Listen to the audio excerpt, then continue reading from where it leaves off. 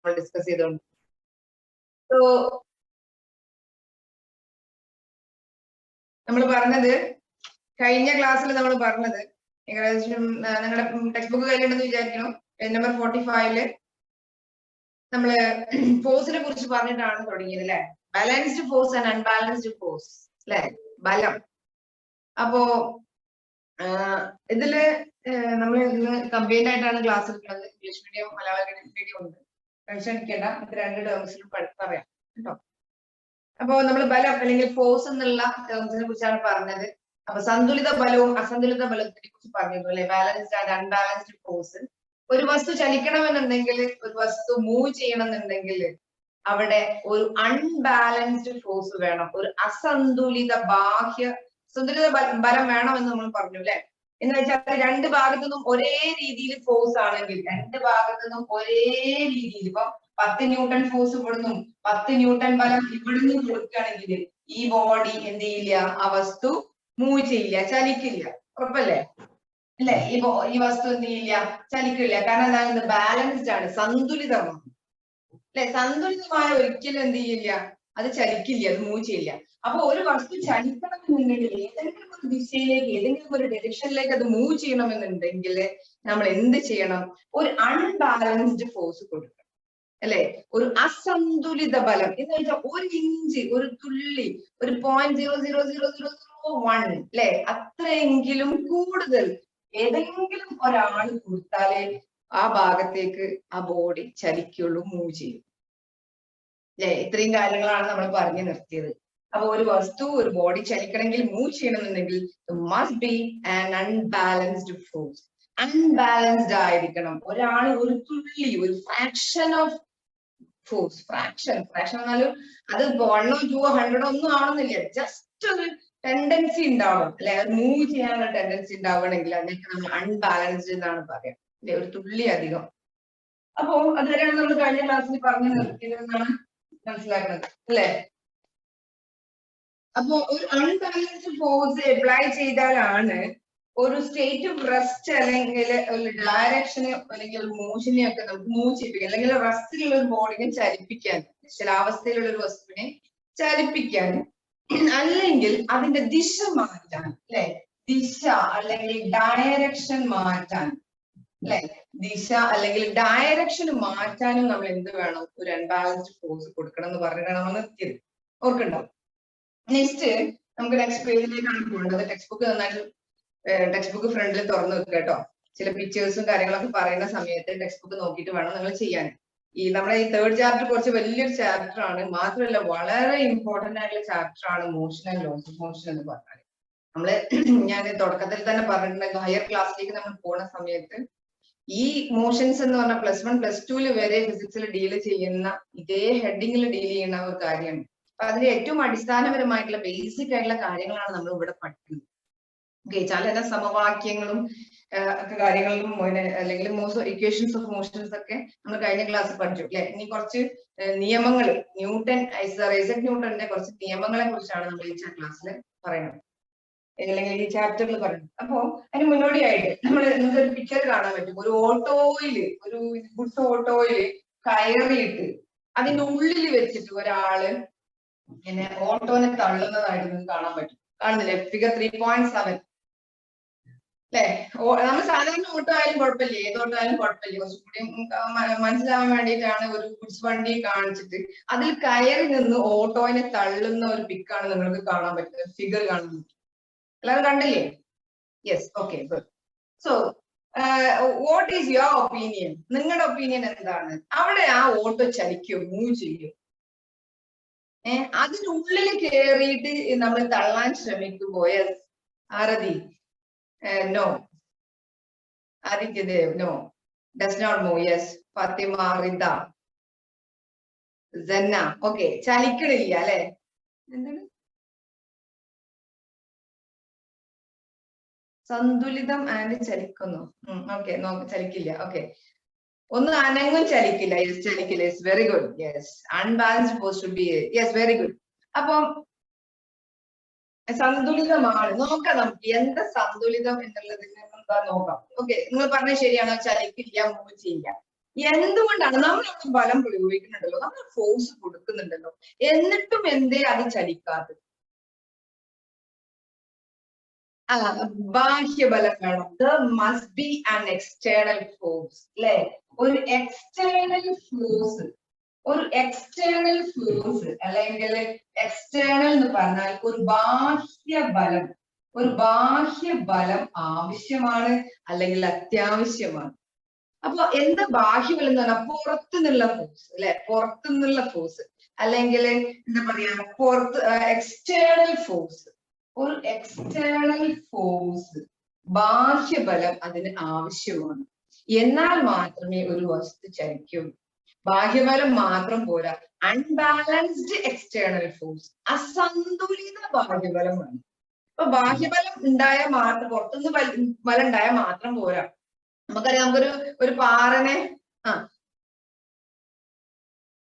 Okay, നമ്മള് പിന്നെ ഒരു ആനനെ അല്ലെങ്കിൽ വലിയൊരു പാറിനെ നമ്മൾ തള്ളും, പക്ഷെ അവിടെ നമ്മൾ ഫോഴ്സ് കൊടുക്കുന്നുണ്ട്, പക്ഷെ എന്തല്ല, അത് ബാലൻസ്ഡ് ഫോഴ്സ് ആയി പോവുക ചെയ്യുന്നത്, അല്ലെങ്കിൽ അതിന്റെ അത്ര എത്തുന്നില്ല, അല്ലെ?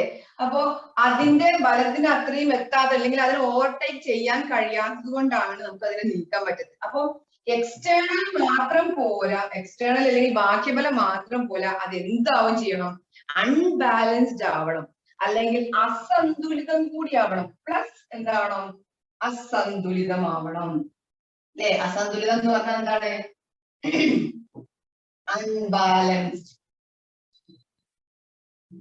അപ്പൊ ഒരു വസ്തു മൂവ് ചെയ്യണമെന്നുണ്ടെങ്കിൽ, ഒരു ബോഡി ചലിക്കണമെന്നുണ്ടെങ്കിൽ അതിന് കൊടുക്കുന്ന ബലം എങ്ങനെയായിരിക്കണം? ആ ഫോഴ്സ് അല്ലെങ്കിൽ ആ ബലം അത് ചലിക്കണമെന്നുണ്ടെങ്കിൽ, ഒരു ഡയറക്ഷനിലേക്ക് മൂവ് ചെയ്യണമെന്നുണ്ടെങ്കിൽ ഈ രണ്ട് കാര്യങ്ങളും എന്ത് ചെയ്യണം? ഒബേ ചെയ്യണം. ബാഹ്യബലമായിരിക്കണം, അസന്തുലിതമായിരിക്കണം. അത് എന്ന് വെച്ചാൽ external force, unbalanced external force കൊടുത്താൽ മാത്രമേ അത് എന്ത് ചെയ്യുള്ളൂ? മൂവ് ചെയ്യുള്ളൂ. ഓക്കെ, അപ്പൊ നമ്മൾ കൊടുക്കുന്ന ബലം അത് എന്ത് ചെയ്യാണ്? അത് ബാലൻസ്ഡ് ആയി പോവാണ്. അതിന്റെ മാസുമായിട്ടുള്ള ഒരു അട്രാക്റ്റീവ് ഫോഴ്സ് ഉണ്ട്, അതുമായിട്ട് ഒരു ഫോഴ്സിലെ നമ്മൾ ഗ്രാവിറ്റിന്റെ കേസൊക്കെ പറഞ്ഞതാണ്, അതുമായിട്ട് എന്ത് ചെയ്യാണ്? ബാലൻസ് ചെയ്ത് നിൽക്കണം. അല്ലാതെ നമുക്ക് തള്ളി പുറത്തേക്ക് പോകാന് മൂവ് ചെയ്യിപ്പിക്കാൻ കഴിയില്ല. അപ്പൊ ഒരു ബോഡിനെ ചലിപ്പിക്കണം എന്നുണ്ടെങ്കിൽ അവിടെ എന്ത് വേണം? ഒരു അൺബാലൻസ്ഡ് എക്സ്റ്റേണൽ ഫോഴ്സ് നിർബന്ധമാണ്. ഇത് വളരെ ഇമ്പോർട്ടന്റ് ആണ്. രണ്ട് കാര്യങ്ങളും ഒബേ ചെയ്യണം. എക്സ്റ്റേണൽ ഫോഴ്സ് ആവും വേണം, അൺബാലൻസ്ഡ് ആവും വേണം. എന്നാൽ മാത്രമേ നമുക്ക് ഈ ഡയറക്ഷനിലേക്ക് എന്ത് ചെയ്യാൻ പറ്റുള്ളൂ? ആ ബോഡിനെ മൂവ് ചെയ്യിപ്പിക്കാൻ പറ്റുള്ളൂ. ക്ലിയർ ആണല്ലോ?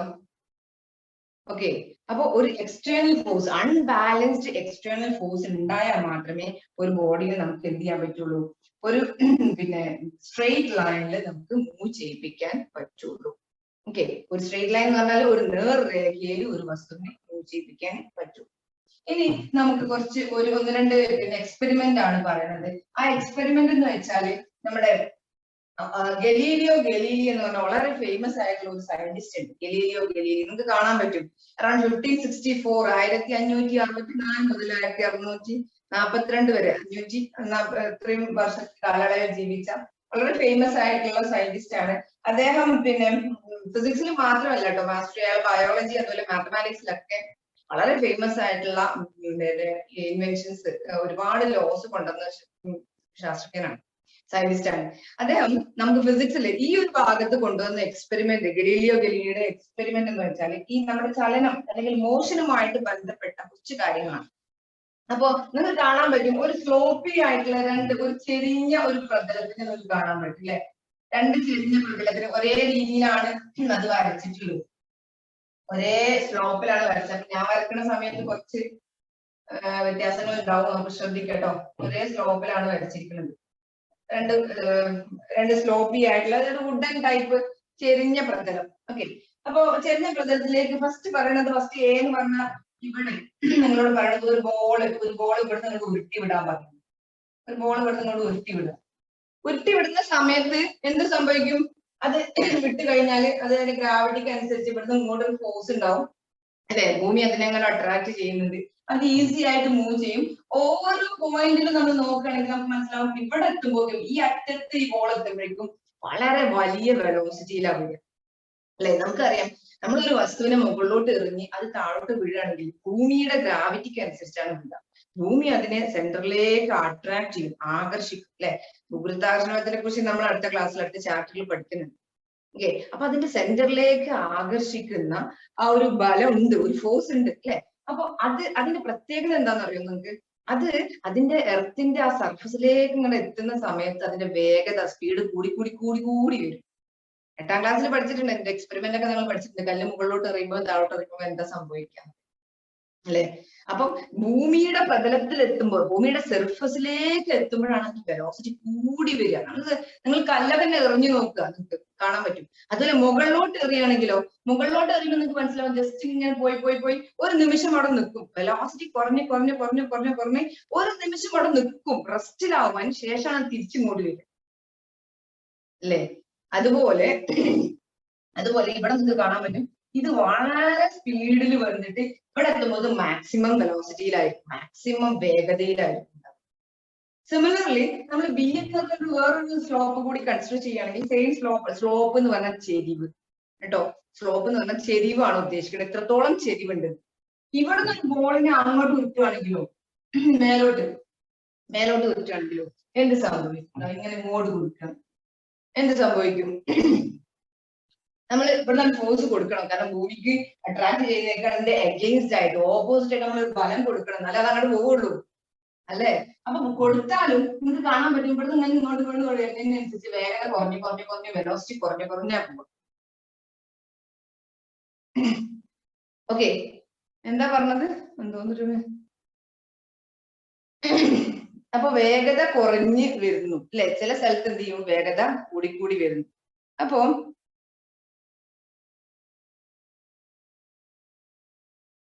ഓക്കെ, ഓക്കെ, പാട്ടെങ്കിലും വളരെ ഉഷാറായിട്ട് ആൻസർ പറയാൻ പറ്റുമല്ലോ. ഓക്കെ, ഇനി അതേ രീതിയിൽ ഈ സ്ലോപ്പ് അല്ലെങ്കിൽ ഈ ചെരിവ് കൂടുകയും കുറയുകയും ചെയ്യുന്നതിനനുസരിച്ച് എന്ത് വ്യത്യാസമാണ്, change we can see in this case? അപ്പം അവിടെ താഴെ ബി പാർട്ടിൽ ഒരു ക്വസ്റ്റ്യൻ, ഒരു ഫിഗർ കൂടി തന്നിട്ടുണ്ട്.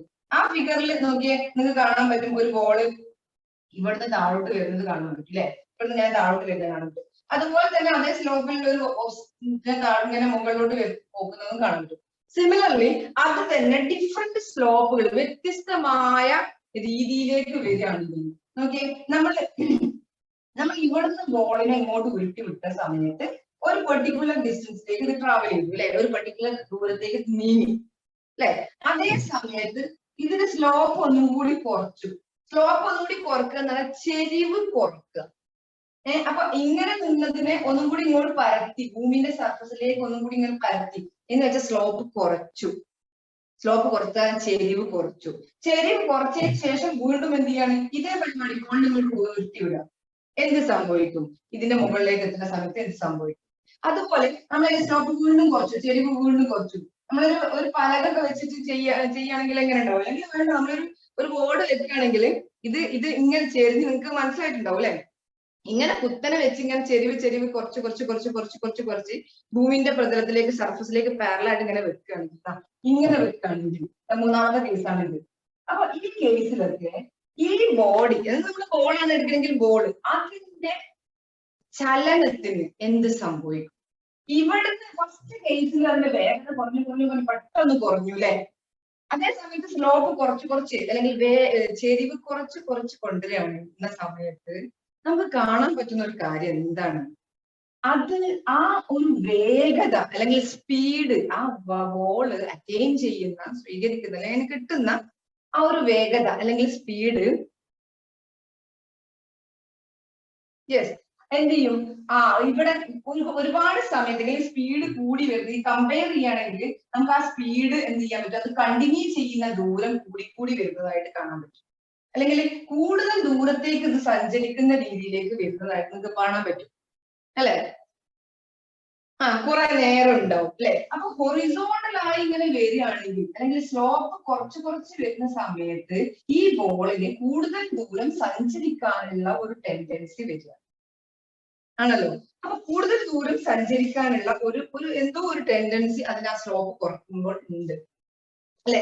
മുകളിൽ നിന്ന് വരുന്നതാണെങ്കിൽ അതെന്ത് ചെയ്യും? സ്ലോപ്പിലേക്ക് ഇങ്ങനെ സ്ലോപ്പ് കുറയുന്നതിനനുസരിച്ച് അത് കൂടുതൽ ഫോഴ്സിലേക്ക് അല്ലെങ്കിൽ കൂടുതൽ ഡിസ്റ്റൻസിലേക്ക് കൂടുതൽ സമയം അത് ചലിക്കുന്നതായിട്ട് നമുക്ക് കാണാൻ പറ്റും. അപ്പൊ നമുക്ക് ഓരോ കേസിലും എന്താണ് സംഭവിക്കുന്നുള്ളത് ഓരോ സെന്റൻസ് ആയിട്ട് നിങ്ങളോട് എക്സ്പ്ലെയിൻ ചെയ്യുന്നു അല്ലെ. ഇനി ഇവിടെ നിന്ന് നമുക്ക് എന്താണ് മനസ്സിലാക്കുക? ഇവിടെ നമ്മൾ കൊടുക്കുന്ന ഈ ഫോഴ്സ്, ഒരു body in motion does not need an external unbalanced force. അപ്പൊ നമ്മൾ ഈ സ്ലോപ്പ് കുറക്കുന്നതിനനുസരിച്ച്, സ്ലോപ്പ് കുറക്കുക എന്ന് പറഞ്ഞാൽ പിന്നെ ഈ ഹൊറിസോണ്ടൽ ലെവലിലേക്ക് വന്നു കഴിഞ്ഞാൽ അത് എന്തായി മാറി? ഒരു സ്ട്രെയിറ്റ് ലൈൻ, നേർരേഖാ ചലനമാണ് അല്ലെ. നേർരേഖാ ചലനം പറഞ്ഞാൽ നേരെ ഒരൊറ്റ ലൈനിൽ സ്ട്രെയിറ്റ്, ചെരിവില്ലാതെ നേർരേഖയിൽ ചലിക്കുകയാണെങ്കിൽ നമുക്ക് അവിടെ എന്തിന്റെ ആവശ്യമില്ല, അത് ചലിച്ചുകൊണ്ടേയിരിക്കും. അത് ആ ദിശയിൽ തന്നെ ചലിച്ചുകൊണ്ടേയിരിക്കും. എപ്പോ നമ്മൾ അവിടെ എന്ത് ചെയ്യണമെന്നില്ല, ഒരു എക്സ്റ്റേണൽ അൺബാലൻസ്ഡ് ഫോഴ്സ് കൊടുക്കാതെ തന്നെ എന്ത് ചെയ്യും? റൈഡിൽ, വാട്ടർ പാർക്കിലെ റൈഡിൽ ഇങ്ങനെയല്ലെന്ന് ചോദിച്ചു കഴിഞ്ഞാല് അത് നമുക്ക് എപ്പോഴും പറയാൻ പറ്റില്ല. റൈഡ് പിന്നെ സ്ലോപ്പി സ്ഥലങ്ങളുണ്ട്, സ്ലോപ്പി സ്ഥലങ്ങളിൽ പെട്ടെന്ന് വീഴും. നിങ്ങൾ കണ്ടിട്ടില്ലേ, താഴെ സമയത്ത് പെട്ടെന്ന് വീഴും അല്ലെ. ഓക്കെ, അപ്പൊ ഇവിടുത്തെ കേസിൽ പറയാമല്ലോ ഫ്രിക്ഷൻ ഉണ്ടാവില്ല എന്ന് ചോദിക്കുന്നു അനന്യ. അപ്പൊ നമ്മൾ ഇവിടെ പറയണത്, നമ്മൾ ഏത് സർഫസും ആദ്യം പറയുമ്പോൾ നമ്മൾ അവിടെ ഫ്രിക്ഷണൽ ഫോഴ്സിനെ കുറിച്ച് പറയണില്ല, ഘർഷണ ബലത്തിനെ കുറിച്ച് പറയണില്ല അല്ലേ. അപ്പം ഇവിടെ വളരെ സ്മൂത്ത് പ്രതലമാണെന്ന് വിചാരിക്കുക, സ്മൂത്ത് സർഫസ് ആണ്, വളരെ മിനുസമുള്ള സർഫസ് ആണെങ്കിൽ നമ്മൾ ഒരു ചെറിയ ഈ ബോഡി ഇങ്ങനെ ചലിച്ചുകൊണ്ടിരിക്കുന്നത് അത് തുടർച്ചയായി ചലിച്ചുകൊണ്ടേയിരിക്കും, അത് മൂവ് ചെയ്തുകൊണ്ടേയിരിക്കും. അത് വീണ്ടും മൂവ് ചെയ്യാൻ നമ്മൾ ഒരു എക്സ്റ്റേണൽ ഫോഴ്സ് കൊടുക്കേണ്ട ആവശ്യമില്ല. എപ്പോ? അത് നേർരേഖയിലാണെങ്കിൽ, അതൊരു സ്ട്രെയിറ്റ് ലൈനിലാണ് അതിന്റെ മോഷൻ എങ്കിൽ, ചലനമെങ്കിൽ നമ്മൾ എന്ത് ചെയ്യേണ്ട ആവശ്യമില്ല. അത് ആ യൂണിഫോം മോഷനിൽ, യൂണിഫോം മോഷൻ എന്ന് പറഞ്ഞാൽ എന്താണ് ഒരേ രീതിയിലുള്ള ഒരേ തുല്യ ദൂരം തുല്യ സമയത്ത് സഞ്ചരിക്കുകയാണെങ്കിൽ അതിനല്ലേ നമ്മൾ യൂണിഫോം മോഷൻ എന്ന് പറയാം അല്ലെ. അപ്പൊ അതേ രീതിയിൽ ചലിക്കുകയാണെങ്കിൽ നമുക്ക് എന്ത് ചെയ്യണ്ട, അവിടെ പുറത്തു നിന്നുള്ള ഒരു ബാഹ്യബലം കൊടുക്കേണ്ട ആവശ്യമില്ല. അത് ആ അവസ്ഥ തന്നെ തുടരുമെന്നാണ് ആര് പറഞ്ഞത്? ഗലീലിയോ ഗലീലി എന്ന് പറഞ്ഞ വളരെ ഫേമസ് ആയിട്ടുള്ള ശാസ്ത്രജ്ഞൻ, സയന്റിസ്റ്റ് കണ്ടുപിടിച്ചത്. അപ്പൊ അദ്ദേഹം പറയാണ്, ഒരു body motion does not need any external unbalanced force for the linear motion. Linear motion rectilinear എന്നും പറയട്ടോ. റെക്ടിലീനിയർ ആണ് നേർരേഖ, നേർരേഖാ ചലനത്തിന് അത് ആ സ്ഥലത്ത് തന്നെ തുടരാൻ വേണ്ടി, കണ്ടിന്യൂ ചെയ്യാൻ വേണ്ടിയിട്ട് നമുക്ക് എന്താവശ്യമില്ല, ഒരു എക്സ്റ്റേണൽ ഫോഴ്സിന്റെയും ഒരു ബാഹ്യബലത്തിന്റെയും ആവശ്യമില്ല. അത് എന്ത് ചെയ്യും പറയട്ടെ? പറയാം കർഷണത്തിന് പറയാം ഞാൻ നിഹാല. ആവശ്യമില്ല. ഞാൻ പറഞ്ഞു വളരെ സ്മൂത്ത് സർഫസ് ആണെങ്കിൽ എന്ന് പറഞ്ഞു, എവിടെയും ഒരു ഘർഷണവും ഇല്ല, അങ്ങനത്തെ പ്രതലം ഉണ്ടാവൂല കേട്ടോ. പറയാം. അപ്പൊ അങ്ങനത്തെ പ്രതലം ഉണ്ടാവില്ല ആക്ച്വലി. അപ്പൊ പിന്നെ നിങ്ങൾ ചോദിക്കും, എന്തുണ്ട് ഈ രണ്ട് പ്രതലങ്ങൾ തമ്മിൽ ഘർഷണമില്ലേ, ഫ്രിക്ഷൻ ഇല്ലേ? ഓക്കെ, ഉണ്ടാവും. ഫ്രിക്ഷൻ ഉണ്ടാവുമ്പോൾ അതെന്താണ്? അത് എക്സ്റ്റേണൽ ഫോഴ്സ് ആണ്, ബാഹ്യബലമാണ്, പുറത്തുനിന്നുള്ളൊരു ബലമല്ലേ. അപ്പൊ എന്ത് ചെയ്യും? അതിനെ തടസ്സപ്പെടുത്തും, അപ്പൊ അതിന്റെ വേഗത കുറക്കും അല്ലെ. എക്സ്റ്റേണൽ ഫ്രിക്ഷണൽ ഫോഴ്സ് എന്ന് പറഞ്ഞാല് ഈ ചലനത്തെ എതിർക്കുന്ന, എതിർ ദിശയിൽ ഓപ്പോസിറ്റ് ഡിറക്ഷനിൽ വരുന്ന ഫോഴ്സ് ആണ്, ബലമാണ് അല്ലെ. അപ്പൊ അതിന്റെ ചലനം കുറയും, വേഗത കുറയും. നമ്മൾ പറഞ്ഞത് വളരെ സ്മൂത്ത്. ഫ്രിക്ഷണൽ ഫോഴ്സിനെ കുറിച്ച്, ഘർഷണ ബലത്തിനെ കുറിച്ച് പറയണേ ഇല്ല കേട്ടോ. അപ്പൊ അങ്ങനെ ഒരു ബലമാണെങ്കിൽ അത് ആ സമയത്ത് തുടർന്നുകൊണ്ടേ ഇരിക്കുമെന്നാണ് ഗലീലിയോ ഗലീലി ഇനീഷ്യലി ആദ്യത്തിൽ പറഞ്ഞു വെച്ച ഒരു പരീക്ഷണമാണ്.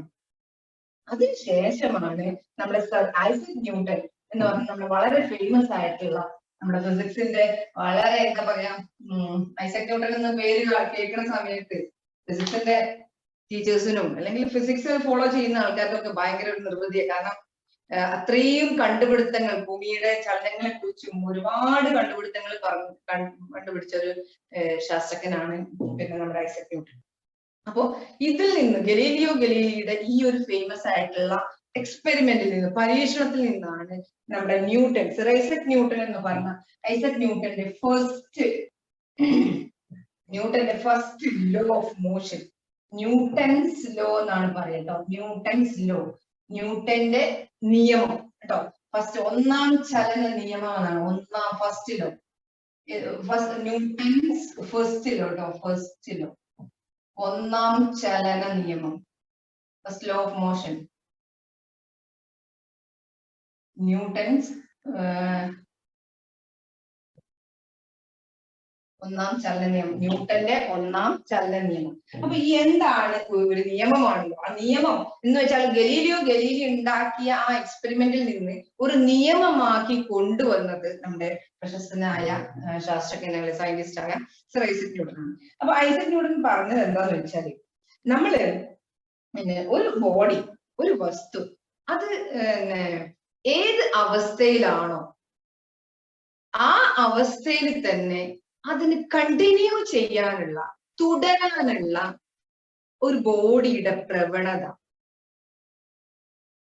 ഒരു ബോഡി ഏത് അവസ്ഥയിലാണോ ആ അവസ്ഥ തന്നെ കണ്ടിന്യൂ ചെയ്യാനുള്ള ആ വസ്തുവിന്റെ പ്രവണതയെയാണ്, അല്ലെങ്കിൽ അതിന്റെ tendency of that body to continue its stage. The state may be rest, motion or a uniform motion. അതൊരു പക്ഷേ നിശ്ചലാവസ്ഥയിലാവും, അല്ലെങ്കിൽ ചലനാവസ്ഥയിലാവും, അല്ലെങ്കിലോ യൂണിഫോം ആയിട്ടുള്ള എന്താ പറയാ ഒരേ രീതിയിലുള്ള ചലനമാവാം.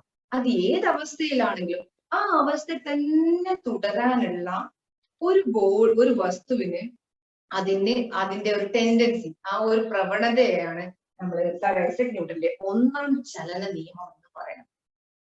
അപ്പൊ ന്യൂട്ടന്റെ ഒന്നാം ചലന നിയമം എപ്പോഴും എക്സാമിന് ഉണ്ടാവും. ഒന്നാം ചലനം മാത്രമല്ല കേട്ടോ, 3 നിയമങ്ങളുണ്ട്, 3 ലോസും എപ്പോഴും എക്സാമിന് ഉണ്ടാവും. ഏതെങ്കിലും ഒരു വിധത്തില് എക്സാമിന് ക്വസ്റ്റ്യൻ ഉണ്ടാവും. അപ്പോ അതിലൊന്നും കൂടി നമ്മുടെ ജീവിതത്തിൽ, നമ്മുടെ ഡെയിലി ലൈഫിൽ നമ്മൾ എന്നും ചെയ്തുകൊണ്ടിരിക്കുന്ന ഒരുപാട് എക്സ്പെരിമെന്റ്, അല്ലെങ്കിൽ ഒരുപാട് അവസ്ഥകളിൽ നമ്മൾ ന്യൂട്ടന്റെ ഒന്നാം ചലന നിയമം കൊടുക്കുന്നുണ്ട്. അതല്ലേ നിങ്ങൾ ടെക്സ്റ്റ് ബുക്കിൽ കൊടുത്തിട്ടുള്ള എക്സ്പെരിമെന്റിനേക്കാളും ഈസി ആയിട്ട് നമുക്ക് പറയാൻ പറ്റാം. നിങ്ങൾ ഇപ്പൊ ബസ്സിലൊക്കെ കയറിയിട്ട് കുറെ കാലമായിട്ടുണ്ടാവും അല്ലെ? എന്നാലും ബസ്സിൽ കയറിയ ആൾക്കാർക്ക് നിങ്ങൾക്ക് നല്ല പരിചയമുള്ള ഒരു കാര്യമാണ്. പിന്നെ നമ്മള് ഇപ്പൊ ബസ്സിൽ കയറിയ സീറ്റൊക്കെ ഫുള്ളാണ്. അപ്പൊ നമ്മൾ എന്ത് ചെയ്യും? പിന്നെ കമ്പി പിടിച്ചിങ്ങനെ നിൽക്കൂലേ? അപ്പൊ ബസ് ഇപ്പൊ ബസ് സ്റ്റാൻഡിൽ റെസ്റ്റിലാണ്, നിൽക്കും. കമ്പി പിടിക്കേണ്ടി വരുമല്ലോ, നിൽക്കണമെങ്കിൽ ഒരു സപ്പോർട്ട് വേണമല്ലോ. കാരണം എവിടെയെങ്കിലും പിടിക്കാതെ ഞാൻ ഒറ്റയ്ക്ക് നടുപോയി നിൽക്കുമല്ലോ, ഇല്ലേ? കാരണം നിങ്ങൾക്ക് അറിയാം വണ്ടി എടുക്കുമെന്ന്. വണ്ടി സ്റ്റാർട്ട് ചെയ്യുന്ന സമയത്ത് സംതിങ് വിൽ ഹാപ്പൻ, എന്തെങ്കിലും ഒന്ന് സംഭവിക്കും. അതുകൊണ്ട് നിങ്ങൾ ഏതെങ്കിലും ഒരു സൈഡില് ഒന്നെങ്കിൽ സീറ്റിന്റെ സൈഡിലോ അല്ലെങ്കിൽ കമ്പി പിടിച്ചിട്ടോ ഒക്കെ നിൽക്കണ്ടോ അല്ലെ? അപ്പോ എന്താ ചെയ്യാ? വണ്ടി ഇപ്പൊ ബസ് സ്റ്റാൻഡിൽ ഇങ്ങനെ കയറി നിൽക്കണം, എല്ലാവരും നിറഞ്ഞിട്ടുണ്ട്. ഡ്രൈവർ കയറുന്നു, വണ്ടി സ്റ്റാർട്ട് ചെയ്യുന്നു. സ്റ്റാർട്ട് ചെയ്യുമ്പോൾ എന്ത് ചെയ്യും? വണ്ടി മുന്നോട്ടെടുത്തു. വണ്ടി മുന്നോട്ടെടുക്കുമ്പോൾ നിങ്ങളുടെ അവസ്ഥ എന്തായിരിക്കും? We move in the backward. Yes, ശരിയാണോ? അനന്യ പറയണു ബാക്കോട്ട്, പിന്നോട്ടും പോകും നമ്മള്. ശരിയാണോ? നമ്മള് ബസ് മുന്നോട്ട് പോകുമ്പോ നമ്മൾ പിന്നോട്ടാ പോവാ, ആണോ Adityadev? Move in opposite direction. Okay, നോക്കാം. ജന്ന, യെസ്, ഓക്കെ. അപ്പോ എന്തുകൊണ്ടാണ് പിറകിലോട്ട് പോകുന്നത് ശ്യാമിലെ? എന്തുകൊണ്ടാണ് നമ്മൾ പിറകോട്ട് പോകുന്നത്? നമ്മൾ മുന്നോട്ട് പോണ ബസ് മുന്നോട്ട് പോവാ, നമ്മൾ പിന്നോട്ട് പോയാൽ പറ്റില്ല. നമ്മൾ മുന്നോട്ട് പോകാനല്ലേ ബസ്സിൽ കയറിയത്. പക്ഷേ ആ സ്റ്റാർട്ടിങ് ടൈമില്, യെസ്, ആ സ്റ്റാർട്ടിങ് ടൈമില് നമ്മുടെ ടെൻഡൻസി എന്താണെന്നറിയോ? നമ്മുടെ ടെൻഡൻസി അവിടെ തന്നെ നിൽക്കാനാണ്. നമ്മൾ ആദ്യം റെസ്റ്റിലായിരുന്നു, ബസ് ചലിക്കുന്നില്ല, ബസ് ബസ് സ്റ്റാൻഡ് നിർത്തിയിട്ടതാണ്, നമ്മൾ അവിടെ തന്നെ നിൽക്കുകയാണ്. നമ്മുടെ ടെൻഡൻസി, നമ്മൾ റെസ്റ്റിലാണ്, നമുക്ക് ആ രീതി തന്നെ തുടരാനാണ് ആവശ്യം, അല്ലേ? ബസ് മുന്നോട്ട് എടുത്തിട്ടുണ്ട്, പക്ഷെ നമുക്ക് താല്പര്യമില്ല മൂവ് ചെയ്യാൻ. കാരണം അതാണ് ന്യൂട്ടൺ പറഞ്ഞത്, ഏത് വസ്തുവും, യെസ്, വെരി ഗുഡ് മയുക, ഏത് വസ്തുവിനും അത് ഏത് അവസ്ഥയിലാണോ അത് അതേ രീതി തുടരാനാണ് ആവശ്യം. അപ്പൊ ബസ് ചലിക്കുന്ന സമയത്ത്, ബസ് മൂവ് ചെയ്യുന്ന സമയത്ത് ബസ്സിന്റെ ഫ്ലോറിൽ നമ്മുടെ കാലുണ്ടാവും, അല്ലെ? കാലിനെയും കൊണ്ട് ബസ് മുന്നോട്ട് പോയിട്ടുണ്ടാവും. പക്ഷെ നമ്മുടെ അപ്പർ ബോഡി പാർട്ട്, നമ്മുടെ ശരീരത്തിന് എന്താണ് അവസ്ഥ? അവിടെ തന്നെ നിൽക്കാനാണ്, കാലിനെ പിടിച്ചു കൊണ്ടാണ്. അപ്പൊ എന്ത് ചെയ്യും? ശരീരം ബാക്കിൽ തന്നെ നിൽക്കും, കാല് മുന്നോട്ട് പോയിട്ടുണ്ടാവും. അപ്പൊ നമ്മൾ പറയും നമ്മൾ ബാക്കോട്ട് പോകും, അല്ലെ? കാല് ശരിക്കും മുന്നോട്ടാണ്. നമ്മുടെ അപ്പർ പാർട്ട്, ബോഡിയുടെ മുകളിലുള്ള ഭാഗമാണ് ബാക്കോട്ട്, അല്ലെ? അത് എന്തുകൊണ്ടാണ്? അതിനേക്കാൾ എളുപ്പത്തിലുള്ള മറ്റൊരു ഉദാഹരണം എന്താണെന്ന് അറിയോ? നമ്മൾ ഉറങ്ങാൻ വിചാരിച്ചോളി രാവിലെ. രാവിലെ ഇങ്ങനെ ഉറങ്ങണ, രാത്രി ഉറങ്ങിയതാണ്. അപ്പൊ 6 മണിയായി എണീക്കണില്ല, നമ്മൾ ഉറങ്ങാണ്, ഉറങ്ങിക്കൊണ്ടേയിരിക്കുകയാണ്. നമ്മളെ ടെൻഡൻസി എന്താണ്? Yes, to continue it state of rest. ഇതേ അവസ്ഥയിൽ തന്നെ തുടരാനാണ്. ഉറങ്ങണം അല്ലേ? ഉറങ്ങണം. സ്കൂൾ തുറക്കണ്ട. ഇപ്പൊ സത്യത്തിൽ സ്കൂൾ തുറക്കണ്ട. അതേ അവസ്ഥയിൽ തുടരാനാ. Unless an external force is acting on it. എണീക്ക് അല്ലെ? 8 മണിയായി, 9 മണിയായി, 10 മണിയായി, എണീക്ക് അല്ലെ? എക്സ്റ്റേണൽ ഫോഴ്സ്, ബാഹ്യബലം ഒന്ന് തട്ടണം. തട്ടിയാലും എണീക്കൂല അല്ലെ? അതന്നെ അതാണ് നമ്മുടെ ന്യൂട്ടൺ പറഞ്ഞത്. ഏത് അവസ്ഥയിലാണോ അവസ്ഥ തന്നെ തുടരാനുള്ള ടെൻഡൻസി. എഴുതണില്ലെങ്കിൽ നോട്ട് എഴുതണ്ട, പഠിക്കണ്ട, ആ അവസ്ഥ തന്നെ തുടരാനാണ് താല്പര്യം. Unless external force. നല്ല പാരന്റ്സ് വീട്ടിൽ ഇല്ലാത്ത ഒരു കുട്ടിയും എന്ത് ചെയ്തിട്ടുണ്ടാവില്ല, അതേ അവസ്ഥയിൽ തന്നെ തുടർന്നതാണ് പ്രശ്നം. നോട്ട് ഉണ്ടാവില്ല, ടെക്സ്റ്റ് ഉണ്ടാവില്ല അല്ലെ? ഒന്നും ബുക്ക് തന്നെ വാങ്ങിണ്ടാവും. പിന്നെ നോട്ട് ചെക്കിംഗ് എന്നൊക്കെ പറഞ്ഞ് സ്കൂളിൽ നിന്ന് ആൾക്കാർ വരുമ്പോ തലേന്ന് പിടിച്ചിങ്ങനെ കടകടകടാന്ന് എഴുതിയിട്ടുണ്ട്. അപ്പൊ ഇനേഷ്യം ബ്രേക്ക് ചെയ്യാം. അപ്പൊ ന്യൂട്ടൺ പറഞ്ഞത് ഏതവസ്ഥയിലാണോ അത് റെസ്റ്റിലാകാം, നിശ്ചലാവസ്ഥയിലാകാം, മോഷനിലാകാം, ചലനാവസ്ഥയിലാകാം, അല്ലെങ്കിൽ യൂണിഫോം മോഷനിലാവാം. യൂണിഫോം മോഷൻ എന്ന് പറഞ്ഞാൽ എന്തായിരുന്നു? യൂണിഫോം മോഷൻ എന്ന് പറഞ്ഞാൽ എന്താണ് യൂണിഫോം മോഷൻ? അപ്പൊ ഈ നിശ്ചലാവസ്ഥയില്, ചലനാവസ്ഥയില് അല്ലെങ്കിൽ യൂണിഫോം മോഷനിൽ ഒരേ രീതിയിലുള്ള ചലനത്തിലാണെങ്കിലും അത് ഏതവസ്ഥയിലാണോ അതിൽ തന്നെ തുടരാനുള്ള നേർരേഖ, ആ അവസ്ഥയിൽ തന്നെ തുടരാനുള്ള അതിന്റെ ആ ഒരു ടെൻഡൻസി, അതിന്റെ പ്രവണതയാണ് ന്യൂട്ടൺ പറഞ്ഞത്. ഓക്കെ, അപ്പൊ ഇതാണ് ഒന്നാം ചലന നിയമം കേട്ടോ. ഈ അവസ്ഥയിൽ തന്നെ തുടരാനുള്ള ആ വസ്തുവിന്റെ പ്രവണതയാണ് ന്യൂട്ടൺ എന്ത് പറഞ്ഞത്? ഒന്നാം ചലന നിയമം എന്ന് പറഞ്ഞത്, first law of motion. Okay, അപ്പൊ റെസ്റ്റിലാണെങ്കിൽ റെസ്റ്റ് തന്നെ, മോഷനിലാണ്, ചലനത്തിലാണെങ്കിൽ ചലനത്തിൽ തന്നെ. അപ്പൊ ബസ് ഇങ്ങനെ പോയി ഇല്ലേ, നമ്മൾ ബസ് സ്റ്റാർട്ട് ചെയ്തിട്ടുള്ളൂ, ബസ് സ്റ്റാർട്ട് ചെയ്ത് പോയി ഇങ്ങനെ പോയിക്കൊണ്ടേയിരിക്കുകയാണ്. പെട്ടെന്ന് നടുവിലേക്കൂടെ ഒരു പട്ടി ചാടി എന്ന് വിചാരിച്ചു, നല്ല സ്പീഡിൽ പോയിക്കൊണ്ടിരിക്കുകയാണ്. അപ്പൊ നിങ്ങളുടെ ബ്രേക്ക് ചെയ്തു, വണ്ടി ബ്രേക്ക് ചെയ്തു, നിങ്ങളുടെ കാലും നിങ്ങളുടെ ശരീരമൊക്കെ ബസ്സിന്റെ കൂടെ ഓടിക്കൊണ്ടേയിരിക്കുകയാണ്, ചലിച്ചുകൊണ്ടേയിരിക്കുകയാണ്, മൂവ് ചെയ്തുകൊണ്ടിരിക്കുകയാണ്. What will happen? ബ്രേക്ക് ചെയ്തു, ബസ് നിന്നു. നമുക്ക് നിൽക്കാൻ താല്പര്യമില്ല. നമ്മൾ എന്ത് ചെയ്യാണ്? നമ്മൾ മുന്നോട്ട് പോയിക്കൊണ്ടേയിരിക്കുക. ബസ് നമ്മുടെ കാലിനെ പിടിച്ച് നിർത്തി. യെസ്, നമ്മൾ മുന്നോട്ട് പോകൂലേ? മുന്നോട്ട് പോവും, നമ്മൾ വീഴാൻ പോവും അല്ലെ? വീഴാൻ പോവും. അപ്പോഴാണ് നമ്മൾ എന്ത് ചെയ്യാ? ഒരു എക്സ്റ്റേണൽ ഫോഴ്സ്, ഏതെങ്കിലും ഒരു വടി പിടിച്ചോ കിട്ടിയോലെ പിടിക്കും അല്ലെ? എന്നിട്ട് നമ്മൾ ബാലൻസ് ചെയ്യുക ചെയ്യും അല്ലെ? അപ്പോ അത് ചലനത്തിലാണെങ്കിൽ ചലിക്കാൻ തന്നെ. ഇനി യൂണിഫോം മോഷനിലാണെങ്കിലോ? യൂണിഫോം എന്നുള്ള സമചലനത്തിലാണെങ്കിലോ? സമചലനത്തിലാണെങ്കിലോ സീലിടിക്കുകയൊക്കെ ചെയ്യും. ശരിയാണ് ഷാനു. അപ്പം സമചലനത്തിലാണെങ്കിലോ? അപ്പൊ സമമായി ഇങ്ങനെ പോയിക്കൊണ്ടിരിക്കണമെങ്കിൽ അതേ രീതി തന്നെ പോകാനാണ് അതിന് താല്പര്യം. ഓക്കെ, അപ്പൊ ഒരു ബാഹ്യബലം ഇല്ലായിടത്തോളം കാലം, അൺലെസ്, ഇവിടെ ഒരു കണ്ടീഷൻ ഉണ്ട്, ഇതേ അവസ്ഥയിൽ തുടരും. എപ്പോ? Unless an external force is acting. ഒരു എന്തുണ്ടാവും? Unless an external force is acting എന്ന് പറഞ്ഞാല് ഒരു ബാഹ്യബലം അവിടെ ഇല്ലെങ്കിൽ, അതേ അവസ്ഥയിൽ തന്നെ തുടരും. അപ്പൊ നമ്മൾ ബാഹ്യബലം കൊടുക്കുകയാണ്, നമ്മൾ ബാലൻസ് ചെയ്യും, നമ്മളൊന്ന് പിടിച്ചിട്ട് എന്ത് ചെയ്യും? ഒരു വടിയാണെങ്കിൽ ആ വടിയുടെ മേലെ നമ്മൾ ബാലൻസ് ചെയ്യണം, ഒരു എക്സ്റ്റേണൽ ഫോഴ്സ് കൊടുക്കുകയാണ് അല്ലെ? അപ്പൊ എന്ത് ചെയ്യും? അത് ബാലൻസ് ചെയ്യും. ശരി, അപ്പൊ അൺലെസ് എക്സ്റ്റേണൽ ഫോഴ്സ്, പുറത്തു നിന്നുള്ള ഒരു ബാഹ്യബലം ഇല്ലെങ്കിൽ അതേ അവസ്ഥയിൽ തന്നെ തുടരാനാണ് അതിന് താല്പര്യം. ഒന്നാം ചലന നിയമം കുറെ നേരം ഞാൻ പറയണം, നന്നായിട്ട് മനസ്സിലാക്കണം കേട്ടോ. അതിന് ഒരുപാട് എക്സാമ്പിൾസ് നിങ്ങൾ ടെക്സ്റ്റ് ബുക്കിൽ തന്നിട്ടുണ്ട്. അതിൽ എക്സാമ്പിൾസ് എന്ന് പറയുകയാണെങ്കിൽ നമ്മള് അതിൽ ഒരു ടേമും കൂടി നമ്മൾ ഇവിടെ പറയാനുണ്ട്, ഇനേർഷ്യ അല്ലെങ്കിൽ ജഡത്വം.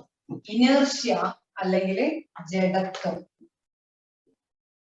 ജഡത്വം അല്ലെങ്കിൽ ഇനേർഷ്യ. ഇനേർഷ്യ എന്നുള്ളത് നമ്മുടെ ന്യൂട്ടന്റെ ഒന്നാം ചലന നിയമവുമായിട്ട് ബന്ധപ്പെടുത്തി പറയേണ്ട ഒരു കാര്യമാണ്. അപ്പൊ ഇനേർഷ്യ എന്ന് പറഞ്ഞാൽ നമ്മൾ പറഞ്ഞ ഒന്നുമില്ല, ഒരു വ്യത്യാസമില്ല, ഒന്നാം ചലന നിയമം തന്നെയാണ് ഇനേർഷ്യ. ജഡത്വം എന്ന് പറഞ്ഞാല് ന്യൂട്ടന്റെ ഫസ്റ്റ് ലോ ഓഫ് മോഷൻ ആണ്. എന്ന് വെച്ചാൽ എന്താണ്, ആ ഒരു ടെൻഡൻസി ഇല്ലേ, ആ അവസ്ഥയിൽ നിലനിൽക്കാനുള്ള അതിന്റെ ഒരു ഇനേർഷ്യ ഓഫ് റെസ്റ്റ് അല്ലെങ്കിൽ ഇനേർഷ്യ ഓഫ് മോഷൻ, ഏത് അവസ്ഥയിലാണോ അതിന് ആ അവസ്ഥയിൽ തന്നെ തുടരാനുള്ള ആ ബോഡിയുടെ ആ പ്രോപ്പർട്ടി അല്ലെങ്കിൽ അതിന്റെ ആ പിന്നെ എബിലിറ്റിനെയാണ് പറയാറുണ്ട് ഇനേർഷ്യ ഓഫ് ദ ബോഡി, ജഡത്വം എന്ന് പറയുന്നത്. ജഡമായി നിൽക്കുക എന്ന് പറയാറില്ല നമ്മള്, ജഡം എന്ന് പറഞ്ഞാല് ജീവനില്ലാത്ത ആ അവസ്ഥയിൽ തന്നെ നിൽക്കുക, അതിനെയാണ് നമ്മൾ എന്ത് പറയുന്നത്, ഇനേർഷ്യ എന്ന് പറയുന്നത്. ഓക്കെ, അപ്പൊ ഒന്നാം ചലന നിയമം തന്നെയാണ് കേട്ടോ ഇനേർഷ്യ. പക്ഷേ നമ്മൾ പറയുന്ന സമയത്ത് നമ്മൾ പറഞ്ഞു അതിന് ചലനാവസ്ഥയിലുണ്ട് നിശ്ചലാവസ്ഥയിലും ഒക്കെ ഉണ്ട്. അപ്പൊ അതിനെ ഇനേർഷ്യ ഓഫ് മോഷൻ രണ്ടായിട്ട് നമ്മൾ പറയും, inertia of motion and inertia of rest. അപ്പൊ ജഡത്വത്തിനെ രണ്ടായിട്ട് പറയും. എന്താണ്, ചലനവുമായിട്ടുള്ള ജഡത്വം പറയും, ചലന ജഡത്വം എന്ന് പറയും. ചലന ജഡത്വം ഉണ്ടോ, ചലന ജഡത്വവും നിശ്ചല ജഡത്വം.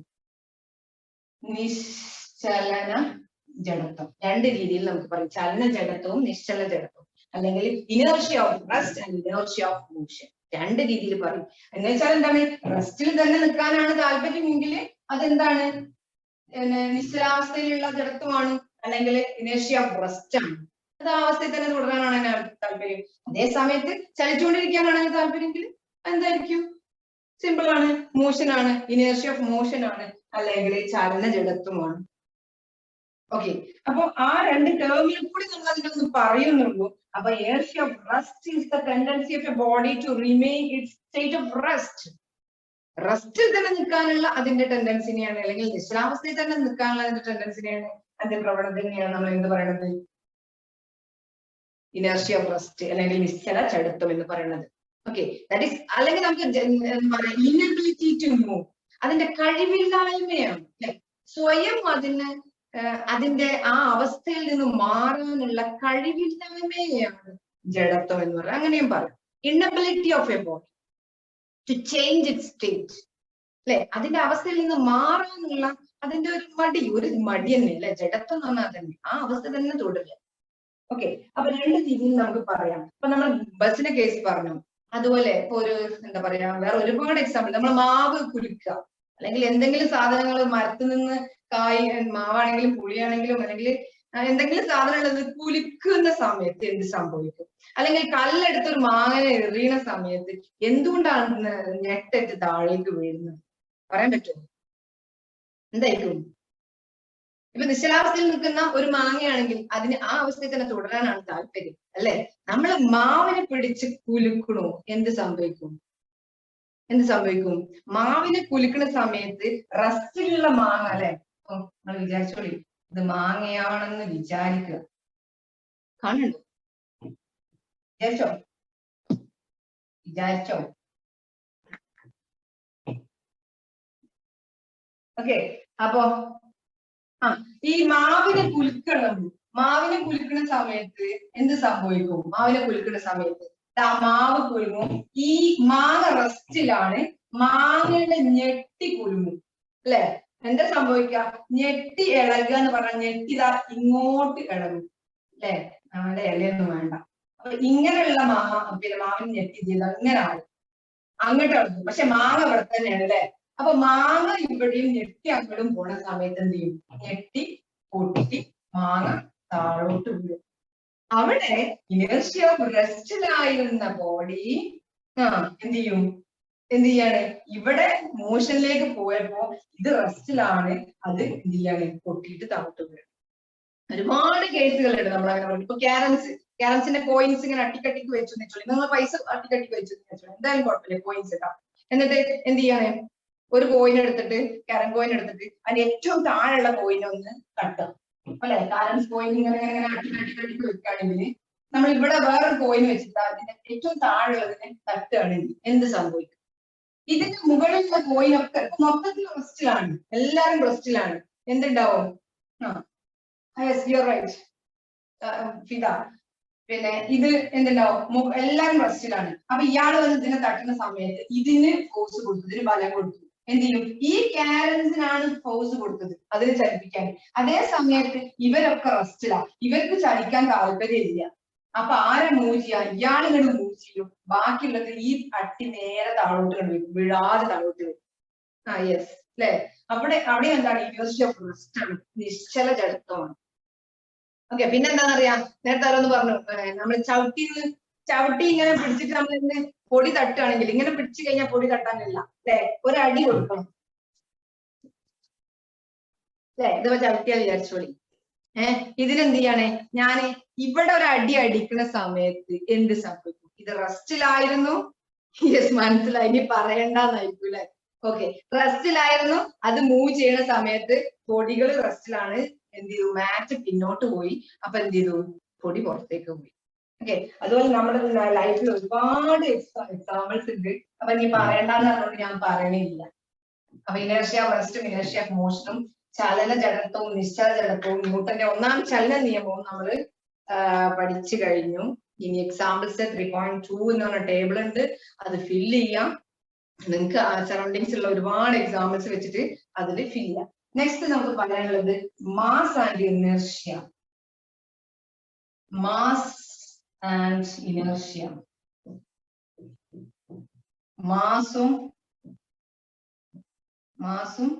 ജഡത്വവും. മാസും ജഡത്വവും എന്താണ്, മാസും ജഡത്വവും എന്ന് പറഞ്ഞു. മാസ്, ജഡത്വം. അപ്പൊ ജഡത്വം എന്താന്ന് ഇപ്പൊ മനസ്സിലായില്ലേ, ജഡത്വം എന്താണ്, ഏതവസ്ഥയിലാണോ അതിനെ നിർത്താനുള്ള ടെൻഡൻസിനെയാണ്, ആ അവസ്ഥയിൽ തന്നെ തുടരാനുള്ള ടെൻഡൻസിയാണ് നമ്മൾ പറയാം.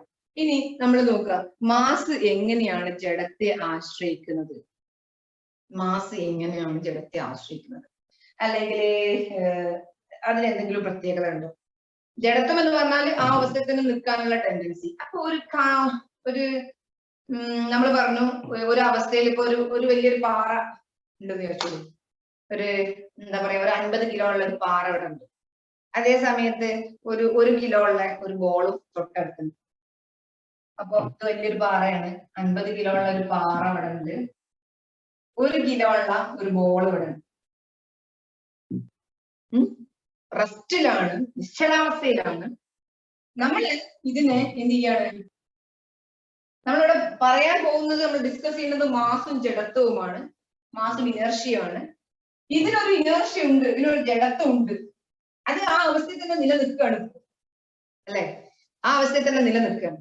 ഞാന് ഇതിന് ഒരു ബലം കൊടുത്തു, ഇതിനും ഒരു ബലം കൊടുത്തു, കൊടുക്കുന്നത് രണ്ടും സെയിം ആണ്. അപ്പൊ ഒരു 2 ന്യൂട്ടൺ കൊടുത്തു, ഇതിനും 2 ന്യൂട്ടൺ കൊടുത്തു, രണ്ടും അനങ്ങിയില്ല.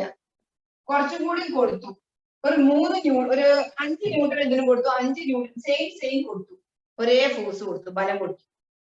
ബോൾ അനങ്ങിപ്പോയി, ബോളിന്റെ നിശ്ചലാവസ്ഥ നീങ്ങി, ബോളിന്റെ ജഡത്വം നീങ്ങി അല്ലെ, എന്ന് വെച്ചാല് അതിൽ നിന്ന് മാറ്റം സംഭവിച്ചു. അതേ സമയത്ത് 50 കിലോ ഉള്ള പാറ കഷ്ണം നീങ്ങിച്ചില്ല, അത് അതേ അവസ്ഥ തന്നെ തുടർന്നുകൊണ്ടേ ഇരിക്കുകയാണ് എപ്പോഴും. അതിന്റെ നിശ്ചലാവസ്ഥയില്, അതിന്റെ റെസ്റ്റില് നിന്നോണ്ടേ ഇരിക്കുകയാണ്. മൂപ്പരിപ്പോൾ ഇനർഷ്യ റെസ്റ്റിലാണ്, നിശ്ചല ജഡത്വത്തിലാണ്, നീങ്ങുന്നില്ല. ജഡത്വം മാസിനെ ആശ്രയിക്കുന്നു. മാസ് കൂടിയ ആൾക്ക് ജഡത്വം കൂടുതലാണ്, ഇനേർഷ്യ കൂടുതലാണ്. എന്ന് വെച്ചാല് ആ ഇനേർഷ്യയിൽ നിന്ന് മാറ്റം സംഭവിക്കണം എന്നുണ്ടെങ്കിൽ അതിന് കൂടുതൽ ഫോഴ്സ് കൊടുക്കണം, കൂടുതൽ ബലം കൊടുക്കണം, എന്നാലേ മാറുള്ളൂ. അപ്പൊ മാസ് കൂടിയ ആൾക്കാർക്ക് ഇനേർഷ്യയും കൂടുതലാണ്, മാസ് കൂടിയ ആൾക്ക് ജഡത്വം കൂടുതലാണ്, മാസ് കുറഞ്ഞ ആൾക്ക് ജഡത്വം കുറവാണ്. മനസ്സിലായില്ലേ? അതേ അവസ്ഥയിൽ തന്നെ തുടരാനുള്ള ആ ഒരു ടെൻഡൻസി കുറവാണ്. ഓക്കെ, അപ്പൊ ഇതാണ് മാസും ജഡത്വവും തമ്മിലുള്ള വ്യത്യാസം. അപ്പൊ നിങ്ങളോട് ഒരു ടെന്നീസ് ബോളിന്റെ കേസ് ഒക്കെ പറഞ്ഞിട്ടുണ്ട്. ടെന്നീസ് ബോൾ എന്ന് പറഞ്ഞാൽ എന്താണ്? ടെന്നീസ് ബോളും ക്രിക്കറ്റ് ബോളിന്റെയും കേസ് പറയുന്നുണ്ട് അല്ലെ? ടെന്നീസ് ബോളും ക്രിക്കറ്റ് ബോളും എന്ന് പറഞ്ഞാൽ എന്താ? രണ്ടിന്റെയും ഭാരം വ്യത്യാസമുണ്ട്, മാസ് വ്യത്യാസമുണ്ട്. 163. ഇതേ രീതി തന്നെ വേറൊരു ചെറിയ കാര്യം പറഞ്ഞതുണ്ടോ? 163 ഗ്രാം അല്ലെ? ഏതിനാണ്? ക്രിക്കറ്റ് ബോളിന്. ഇതാണ് ക്രിക്കറ്റ് ബോളിന്റെ മാസ് അല്ലെ? ക്രിക്കറ്റ് ബോളിന്റെ മാസ്. അതേ സമയത്ത് 58.5 ഗ്രാം, 58.5 ഗ്രാം ആണ് ടെന്നീസ് ബോളിന്. അപ്പോ ടെന്നീസ് ബോളിന്റെ ക്രിക്കറ്റ് ബോളിന്റെ കേസ് പറഞ്ഞു കഴിഞ്ഞാല് പിന്നെ ഇതിന് ഈ രണ്ടിനെയും ഒരേ ഡിസ്റ്റൻസിലേക്ക് എനിക്ക് 10 മീറ്റർ ദൂരത്തേക്ക് മാറ്റിയിടണം. 10 മീറ്റർ ദൂരത്തേക്ക് അടിച്ചു തെറിപ്പിക്കണം. ഞാൻ ഒരേ ബലം കൊടുത്താൽ മതിയോ? ഒരേ ഫോഴ്സ് കൊടുത്താൽ മതിയോ? ഇവർക്ക് മതിയോ? പറഞ്ഞേ. നോ. എന്തുകൊണ്ടാണ്? അതിന്റെ ഇനേർഷ്യ വ്യത്യാസമുണ്ട്, അതിന്റെ ജഡത്വം വ്യത്യാസമുണ്ട്. അപ്പൊ ആ ജഡത്വത്തിനനുസരിച്ച് നമ്മൾ എന്ത് കൊടുക്കണം? നമ്മൾ കൂടുതൽ ബലം കൊടുക്കണം, നമ്മൾ കൂടുതൽ ഫോഴ്സ് കൊടുക്കണം. ശരിയല്ലേ? ഓക്കെ. അപ്പൊ അതാണ് നിങ്ങളോട് പറയുന്നത് കേട്ടോ. ഏതിനാണ് കൂടുതൽ ഫോഴ്സ് കൊടുക്കേണ്ടത്? ഏതിനാണ് കൂടുതൽ ബലം കൊടുക്കേണ്ടത്? കൂടുതൽ മാസ് ഉള്ളതിന് കൂടുതൽ ബലം കൊടുക്കണം. ശരിയല്ലേ? ഓക്കെ, അത്രേ ഉള്ളൂ. നെക്സ്റ്റ് നമുക്ക് പറയാനുള്ളത് മൊമെന്റം. മൊമെന്റം എന്ന് പറഞ്ഞാൽ ആക്കം. മൊമെന്റം, ആക്കം.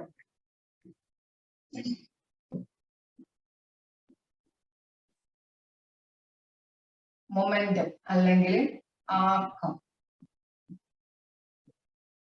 അപ്പോ നമ്മൾ ഇതുമായിട്ട് റിലേറ്റ് ചെയ്തിട്ടുള്ള മറ്റൊരു ടേം ആണ് കേട്ടോ മൊമെന്റം എന്ന് പറഞ്ഞാൽ, അല്ലെങ്കിൽ ആക്കം എന്ന് പറഞ്ഞാൽ. അപ്പോ നിങ്ങളോട് അവിടെ ഒരു എക്സ്പെരിമെന്റ് പറയാം. വളരെ സിമ്പിൾ ആയിട്ടുള്ള ഒരു എക്സ്പെരിമെന്റ് പറഞ്ഞാണ്. ഒരു ട്രേയില് കുറച്ച് മണൽ എടുക്കാൻ പറഞ്ഞു. മണൽ, ഒരു ട്രേയില് കുറച്ച് മണൽ എടുത്തു. എന്നിട്ട് okay, no problem. Okay, better. സ്കൂളിൽ നിന്ന് മനസ്സിലായില്ല, ഇപ്പൊ മനസ്സിലായി. Okay, very good.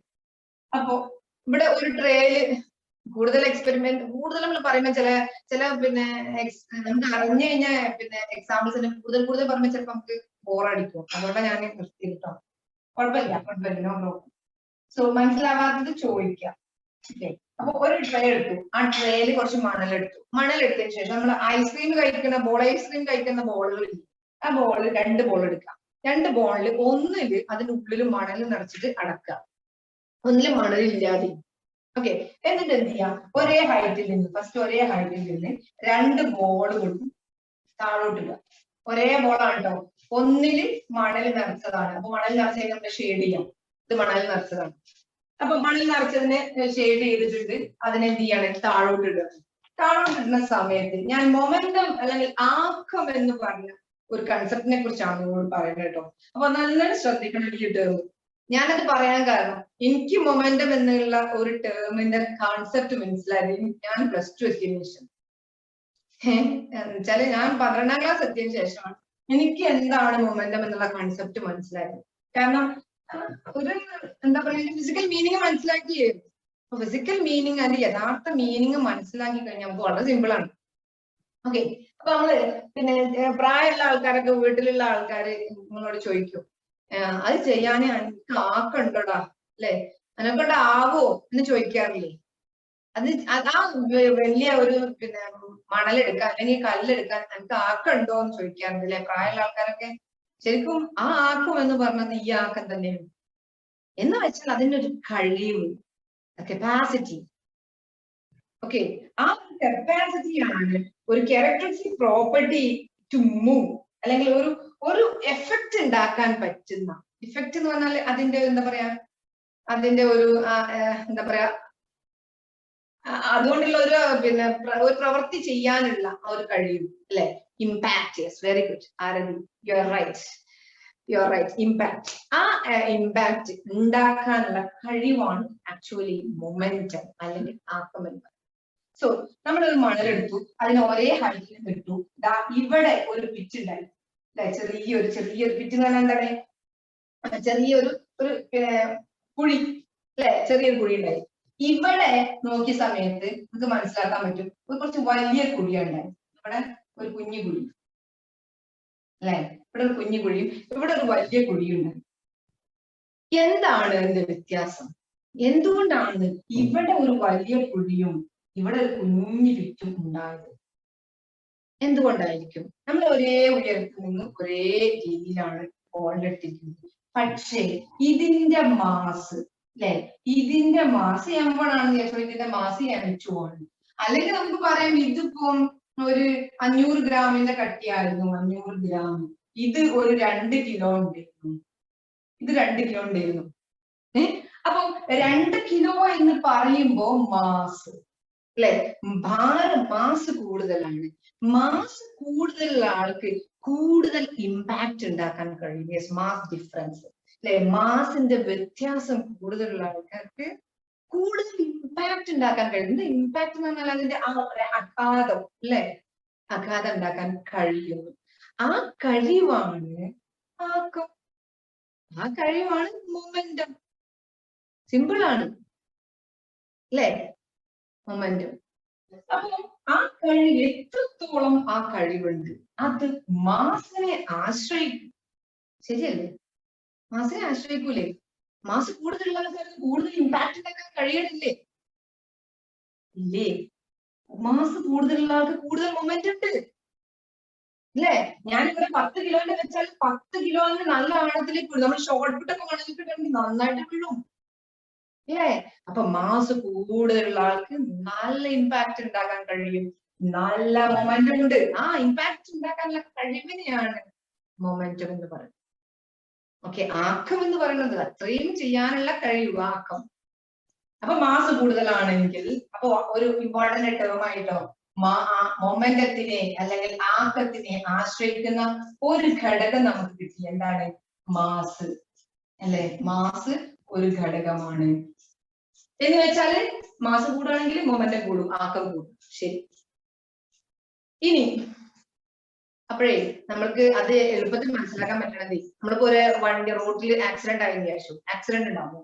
ഒരു സൈക്കിള് ആക്സിഡന്റ് ആവുന്നതാണോ ഒരു ബസ് ആക്സിഡന്റ് ആണോ ഏറ്റവും കൂടുതൽ എഫക്ട് ഉണ്ടാവുക? ഒരു സൈക്കിൾ ഒരാളെ പോയി മുട്ടി, അതേ സമയത്ത് ഒരു ബസ്, ഒരു സൈക്കിളിന്റെ വേഗതയിൽ തന്നെ ഒരു ബസ് വന്നു, ബസ് മുട്ടി, ആർക്കാ കൂടുതൽ ഇമ്പാക്ട് ഉണ്ടാക്കാൻ പറ്റുക?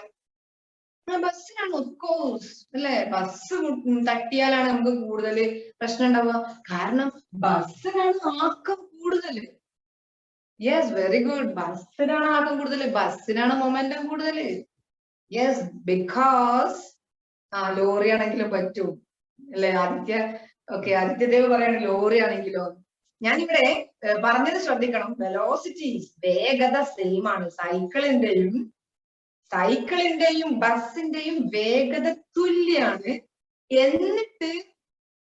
എന്നിട്ട് ഉണ്ടാകുന്ന ഇമ്പാക്ട്, ആ ആഘാതം കൂടുതൽ, മാസ് കൂടുതലുള്ള ആൾക്ക് കൂടുതൽ ആഘാതം ഉണ്ടാവും. അതുകൊണ്ടാണ് മാസ് വലിയൊരു ഫാക്ടർ എന്ന് പറയുന്നത്. മാസ് കൂടിയാൽ മൊമെന്റം കൂടും, ഉറപ്പാണ്.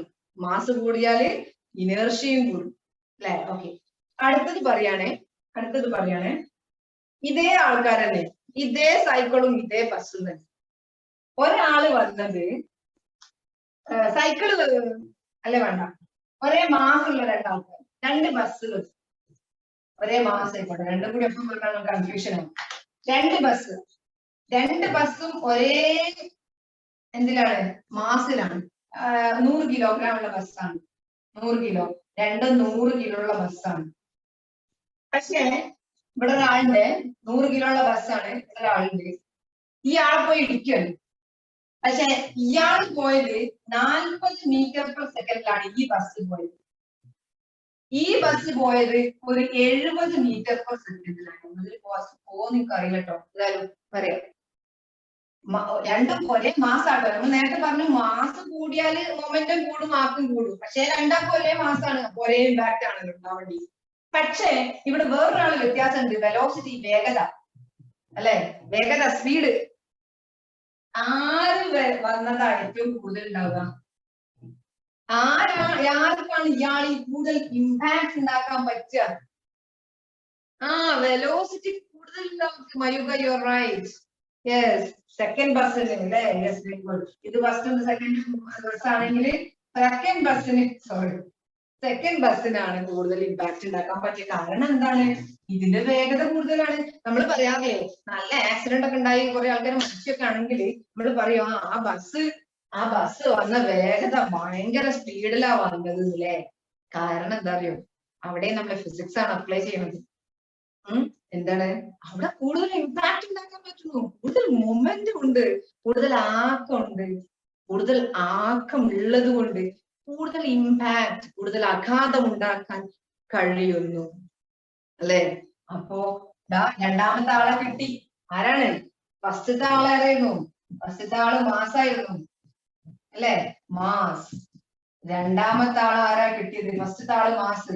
രണ്ടാമത്തെ ആളെ ആശ്രയിക്കുന്ന ഘടകം മൊമെന്റം അല്ലെങ്കിൽ ആക്കം ആശ്രയിക്കുന്ന രണ്ടാമത്തെ ഘടകം എന്താണ്? വെലോസിറ്റി. വെലോസിറ്റിനെ നമ്മൾ സ്പീഡ് എന്ന് പറയും, പക്ഷെ നമ്മൾ ഡയറക്ഷൻ വെച്ച് പറയുമ്പോൾ അതിനെ പ്രവേഗം എന്നല്ലേ പറയാ? അല്ലെ? പ്രവേഗം അല്ലെ? പ്രവേഗം എന്നല്ലേ പറയാ? മലയാളം മീഡിയക്കാരൊന്നും കാണുന്നില്ലല്ലോ, നിങ്ങൾ എന്തൊന്നും ഉണ്ടാത്തെ? Yes, okay okay. അപ്പോ നമ്മളിപ്പോ പറഞ്ഞു വന്നത് നമ്മളെ മൊമെന്റം അല്ലെങ്കിൽ ആക്കം എന്ന് പറഞ്ഞ ആശയം അല്ലെ? ആക്കം, ആക്കം അല്ലെങ്കിൽ മൊമെന്റം. മൊമെന്റം ഏതൊക്കെ കാര്യത്തിനെ ആശ്രയിക്കുന്നു? ഡയറക്ട്ലി പ്രൊപ്പോർഷണൽ ആണ്, നേരനുപാതത്തിലാണ്. മാസ് കൂടിയാൽ ആക്കം കൂടും അല്ലെ? മാസ് കൂടിയാൽ മൊമെന്റം കൂടും, വെലോസിറ്റി കൂടിയാൽ മൊമെന്റം കൂടും. അത് രണ്ടും നേരനുപാതത്തിൽ. ആര് കൂടിയാലും ആരെ കൂടും? ആക്കം കൂടും അല്ലെ മൊമെന്റം കൂടും. അങ്ങനെയാണെങ്കിൽ നമുക്കൊരു സമവാക്യം ഫ്രെയിം ചെയ്യാൻ പോവാണ്. ആക്കത്തിനെ സൂചിപ്പിക്കുന്ന അക്ഷരം പി ആണ്. Yes, very good. പി ആണ് അല്ലെ? പി. പി ആണ് മൊമെന്റത്തിനെ സൂചിപ്പിക്കുന്ന ഘടകം അല്ലെങ്കിൽ ലെറ്റർ. അപ്പൊ മൊമെന്റം എന്ന് പറഞ്ഞു കഴിഞ്ഞാൽ it is the product of നേരനുപാതത്തിൽ അല്ലെ? മാസുമായിട്ടും വെലോസിറ്റിയുമായിട്ടും നേരനുപാതത്തിലാണ്. അപ്പം മാസ് നേരനുപാതത്തിലാണ്, രണ്ടും നേരനുപാതത്തിലാണ്. Mass into velocity. അല്ലെങ്കിൽ ഇതങ്ങനെ എഴുതട്ടോ, മാസ് ഇൻറ്റു പ്രവേഗം. അല്ലെങ്കിൽ ഇവിടെ എന്താ പറയാ, sorry, mass into velocity. Mass into velocity. അപ്പൊ മൊമെന്റം അല്ലെങ്കിൽ ആക്കം എന്ന് പറഞ്ഞാൽ, ആക്കം അല്ലെങ്കിൽ ഇതിങ്ങനെ എഴുതേണ്ട ആവശ്യം ഉണ്ടാവില്ല, അങ്ങനെ വെറുതെ ഞാൻ എഴുതുകയാണ്. മൊമെന്റം അല്ലെങ്കിൽ ആക്കം എന്ന് പറഞ്ഞാല് നമുക്ക് ഇത്ര മതി, എന്ത്? മാസ് ഇൻറ്റു വെലോസിറ്റി അല്ലെങ്കിൽ പ്രവേഗം. Mass into പ്രവേഗം. അപ്പൊ മൊമെന്റം കിട്ടണം എന്നുണ്ടെങ്കിൽ പ്രോബ്ലം ചോദിക്കും കേട്ടോ. ഒരു ബസ്സിന്റെ 100 കിലോഗ്രാം ഉള്ള ഒരു bus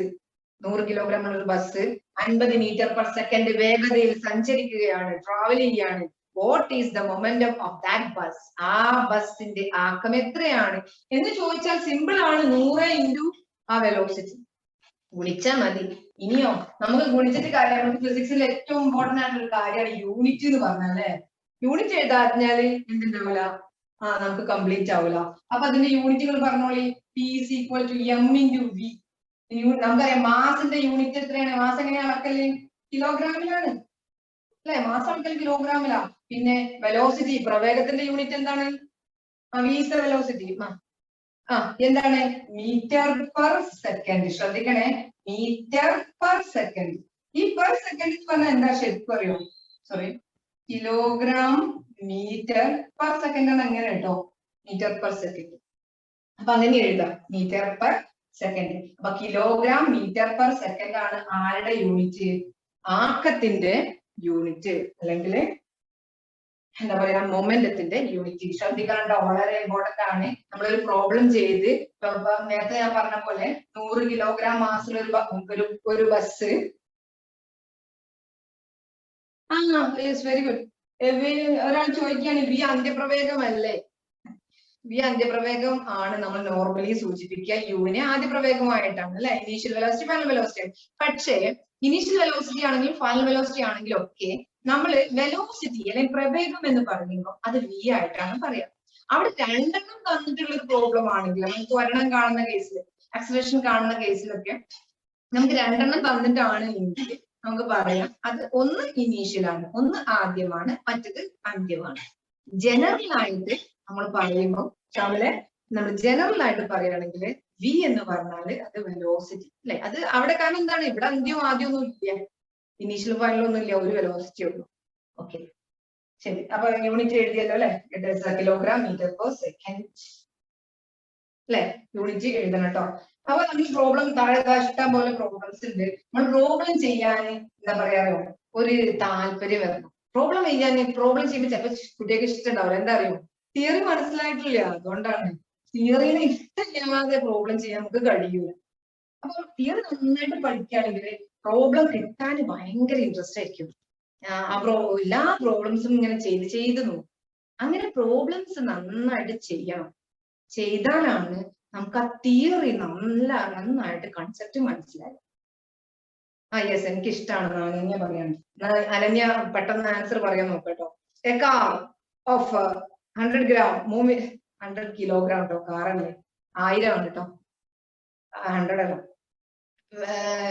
With velocity of 10 meters per second on applying a brake, it comes to rest 5 seconds. Then what is the initial momentum and final momentum? Okay, അവിടെ രണ്ട് കാര്യങ്ങൾ പറഞ്ഞിട്ടുണ്ട് അല്ലെ. എന്താ പറഞ്ഞത്? ഒരു കാറ് 1000 kilogram ഉണ്ട്. അത് വെലോസിറ്റി ഓഫ്, നേരത്തെ നിങ്ങൾ ചോദിച്ച പോലെ, നേരത്തെ പിന്നെ ഷാമിലല്ലേ ചോദിച്ചത്, അതുപോലെ വെലോസിറ്റി 10 meter per second ആണെന്ന് പറഞ്ഞിട്ടുണ്ട്. പക്ഷേ ബ്രേക്ക് അപ്ലൈ ചെയ്തപ്പോ, ബ്രേക്ക് കൊടുത്തതിന് ശേഷം, ബ്രേക്ക് കൊടുത്താൽ നമുക്കറിയാലോ സ്വാഭാവികമായിട്ടും വണ്ടി നിൽക്കും. എത്ര മിനിറ്റിന് ശേഷം? 5 മിനിറ്റിന് ശേഷം വണ്ടി നിന്നു. എന്നിട്ട് നിങ്ങളോട് പറയാണ് എന്താണ് ഇനീഷ്യൽ ആൻഡ് ഫൈനൽ മൊമെന്റം. അപ്പോ നമുക്ക് എന്താ പ്രോബ്ലം ചെയ്യുന്ന സമയത്ത് 2 പ്രാവശ്യം നമ്മൾ വായിക്കണം. എന്തൊക്കെ തന്നിട്ടുണ്ട്? ഒരു കാർ തന്നിട്ടുണ്ട്, കാറിന്റെ മാസ് തന്നിട്ടില്ലേ? അപ്പോ മാസ് എപ്പോഴും നമ്മൾ പ്രോബ്ലം എഴുതുമ്പോ തന്നത് എഴുതണം കേട്ടോ. തന്നത് എന്തൊക്കെയാണ് എഴുതാൻ. മാസ് m = എത്ര തന്നത്? പറയേ 1000 kilogram, 1000 kilogram അല്ലെ? എന്നിട്ടോ അടുത്തത് എന്താ പറഞ്ഞത്? വെലോസിറ്റി അല്ലെ? പ്രവേഗം അല്ലെങ്കിൽ വെലോസിറ്റി സമം v സമം എത്രയാണ്? 10 meter per 10 അല്ലേ? 10 meter per second. യൂണിറ്റ് എഴുതിയിട്ടേ പോകാവൂ കേട്ടോ. നെക്സ്റ്റ് നമ്മളോട് ഒരു കാര്യം പറഞ്ഞു, ബ്രേക്ക് ചെയ്തിട്ടുണ്ട്. ബ്രേക്ക് ചെയ്തത് പറയുമ്പോൾ നേരത്തെ നിങ്ങൾ ചോദിച്ച പോലെ ഇവിടെ 2 രീതിയിലും എഴുതുക. ബ്രേക്ക് ചെയ്തതിന് ശേഷം നമ്മൾ വണ്ടി റെസ്റ്റിലായി, സ്റ്റേഷനറി ആയി അല്ലെ, നിന്നു, നിശ്ചലാവസ്ഥയിലായി കഴിഞ്ഞാൽ അവിടെ ഒരു വെലോസിറ്റി ഉണ്ട് അല്ലെ, അവിടെയും ഒരു വെലോസിറ്റി ഉണ്ട്. അത് പക്ഷെ എന്താണ്? 0 meter per second റെസ്റ്റിലായി കഴിഞ്ഞാൽ. അങ്ങനത്തെ കേസിൽ ശ്രദ്ധിക്കണേ, ഇങ്ങനത്തെ കേസിലാണ് നമ്മൾ എന്ത് ചെയ്യേണ്ടത്? ഇതിനെ u ആയിട്ട് എടുക്കേണ്ടത്. കാരണം ഇത് ഫൈനലാണ്, 5 മിനിറ്റിന് ശേഷം എന്നാണ് പറഞ്ഞത്. അപ്പൊ ആഫ്റ്റർ 5 minutes എന്ന് പറഞ്ഞ സമയത്ത് ഇതിനെ v ആയിട്ട് എടുക്കാൻ കഴിയും. അപ്പൊ നമുക്ക് എന്ത് ചെയ്യാം? ഇനീഷ്യൽ വെലോസിറ്റി അല്ലെ ഫൈനൽ വെലോസിറ്റി എന്ന് എഴുതാം. ഇതിന് ഫൈനൽ വെലോസിറ്റി വേണമെങ്കിൽ എഴുതാം, അല്ലെങ്കിൽ എന്ത് എഴുതാം? അന്ത്യപ്രവേഗം എഴുതാം, കുഴപ്പമില്ല. ഓക്കെ, അന്ത്യപ്രവേഗം എഴുതാം. ഇനി നമുക്ക് എന്താ കാണാൻ പറഞ്ഞത്?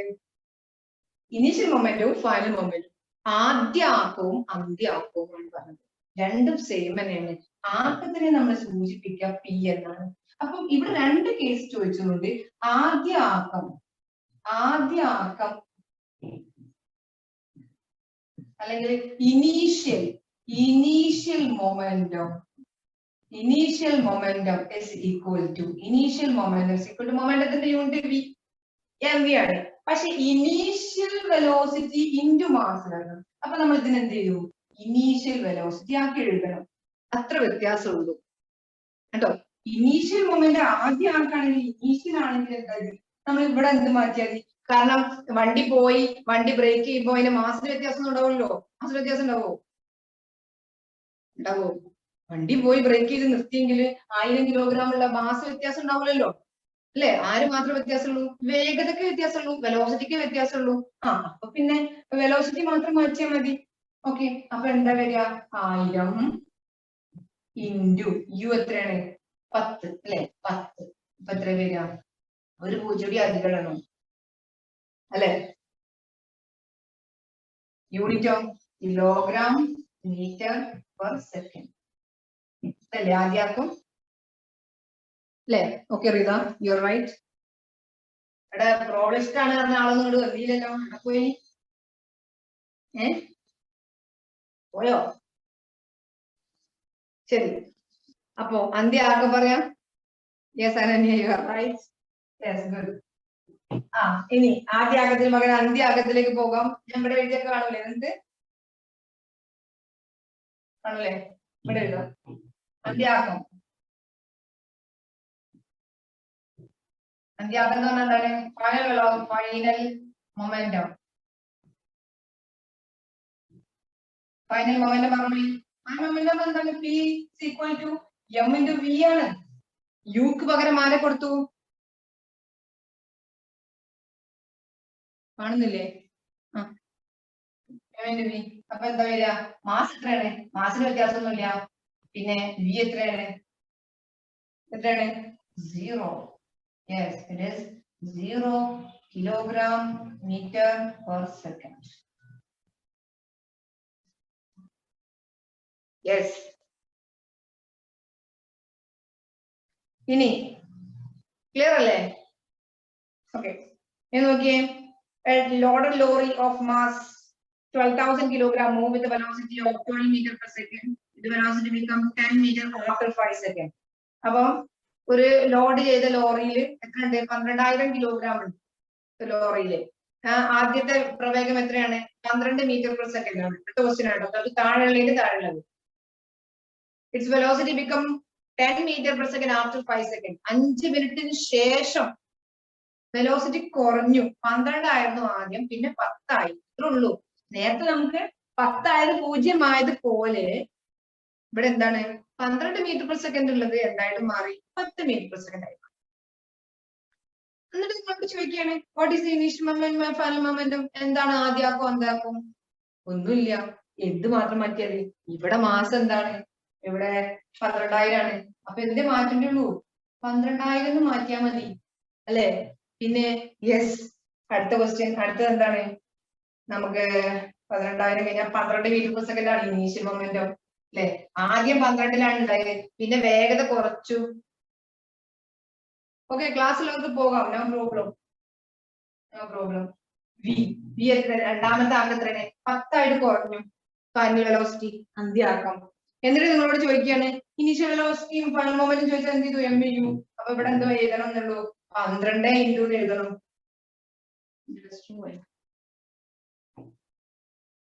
മനസ്സിലാണല്ലേ പറയണത്? ഇല്ലേ? ക്ലിയർ അല്ലേ? എന്താ വരിക?